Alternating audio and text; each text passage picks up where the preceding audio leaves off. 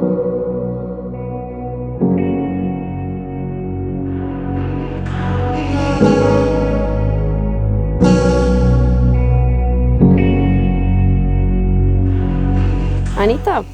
o čemu ti sanjaš zapravo? Ja sanjam da budem dovoljno dobar slikar.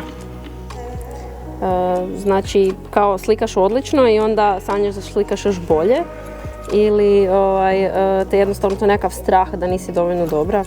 Strah da nisam dovoljno dobra. Kao uvijek bi mogla biti bolje još. Zadovoljnija s time što radim i tako. Iako je to vjerojatno se neće desiti. Većina tvojih platna i izložaka je sada naslikana uljem na platnu, jel da? Da. Koristiš li fotografske predloške za to? Koristim sve moguće reference, sve što mi se čini zanimljivo koristim da mogu napraviti čim bolje radove. Neki tvoji crteži koji smo izložili su u tehnici tuša. I dosta toga je zapravo sa motivom spavanja. Kako je on povezan sa tvojom željom da postaneš bolja slikarica?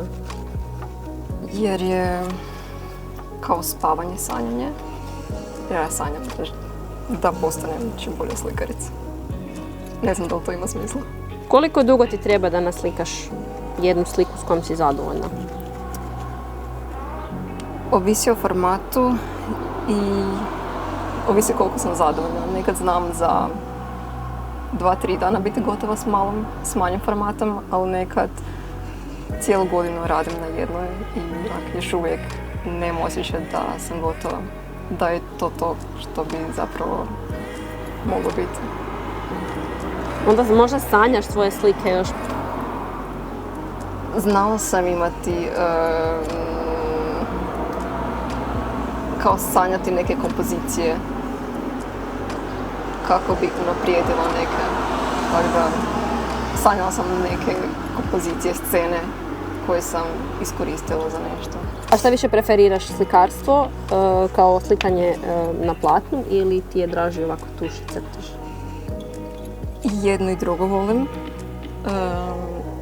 Mislim da je crtež teži jer što nacrtaš to je to, ne možeš popraviti, nemaš slojeva, nego onak vidi se svaka pogreška. Dok platno i ulje onak možeš slojeve na sloj i onak možeš kao prekriti te pogreške i ono što nisi zadovoljna, s čime nisi zadovoljan. Ali volim jedno i drugo i kad mi treba pauza od slikarstva, onda crtam. U predgovoru Deplijana, koji je pisala Tina Rajić, postavila je pitanje ima li smisla i dalje slikati i slijediti taj put kada evo sad pogledaš ovu cjelinu koju si izložila kod nas? Pa ne znam da li ima smisla još uvijek, ali ja ne mogu prestati ja ovom slikati, tako da za mene ima valjda smisla. Ali ne znam koliko to doprinosi svijetu, koliko je svijet bolji što se nalaze u svijetu za par tih slika. Koji je tvoj sad najveći san? Da budem zadovoljna s onim što sam napravila, bar malo. Rekla si da težiš postati što bolja slikarica. Šta te motivira u tom radu? Motivira me želja za učenjem i želja za napredovanjem. I kad vidim neke dobre kompozicije, boje, želim to nekako ukomponirati u svoj rad. Seriju tvojih slika na platnu i jednu manju seriju crteža izložila si kod nas u udruzi Artoratorij i može se pogledati od 29.4. do 25.5.